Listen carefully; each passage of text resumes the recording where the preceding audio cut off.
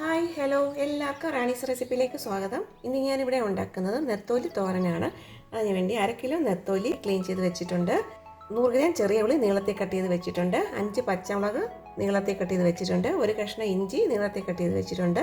പിന്നെ അരപ്പിന് വേണ്ട സാധനങ്ങൾ: 1 കപ്പ് തേങ്ങ, 1 ടേബിൾ സ്പൂൺ മുളക് പൊടി, 1/4 ടീസ്പൂൺ മഞ്ഞൾപ്പൊടി, 1/4 ടീസ്പൂൺ ഉലുവാപ്പൊടി, നെല്ലിക്ക വലിപ്പത്തിൽ പുളി, 3 കഷ്ണം ചെറിയ ഉള്ളി. അരപ്പിനുള്ള സാധനം ഒന്ന് ക്രഷ് ചെയ്ത് കൊണ്ടുവരാം. അരപ്പിനുള്ള സാധനം ക്രഷ് ചെയ്ത് കൊണ്ടുവന്നിട്ടുണ്ട്. ഇത് ഉണ്ടാക്കി തുടങ്ങാം. ഈ മൺചട്ടിയാണ് എടുത്തേക്കുന്നത്. അതിലേക്ക് നമ്മൾ ക്ലീൻ ചെയ്ത് വെച്ചേക്കുന്ന നെത്തോലി ഇട്ട് കൊടുക്കാം. ഇത് കട്ട് ചെയ്ത് വെച്ചേക്കുന്ന ചെറിയ ഉള്ളി ഇട്ട് കൊടുക്കാം. പച്ചമുളക് ഇട്ട് കൊടുക്കാം. ഇഞ്ചി ഇട്ട് കൊടുക്കാം. കറിവേപ്പില ഇട്ട് കൊടുക്കാം. നമ്മൾ ക്രഷ് ചെയ്ത് വെച്ചേക്കുന്ന അരപ്പ് ഇട്ട് കൊടുക്കാം. ഇതിലേക്ക് കുറച്ച് വെള്ളം കൂടി ഒഴിച്ചു കൊടുക്കാം.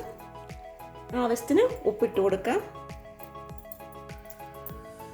നമുക്ക് കൈ കൊണ്ട് നന്നായി ഒന്ന് മിക്സ് ചെയ്യാം.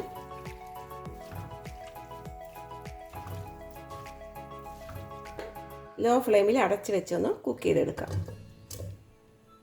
നമുക്കിത് റെഡിയായി നോക്കാം.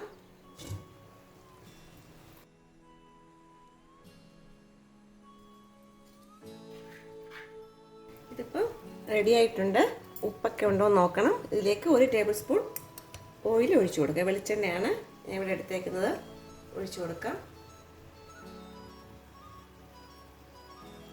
ഒന്നുകൂടി നന്നായി ഒന്ന് മിക്സ് ചെയ്യാം. അത് ഉടയാതെ നോക്കണം.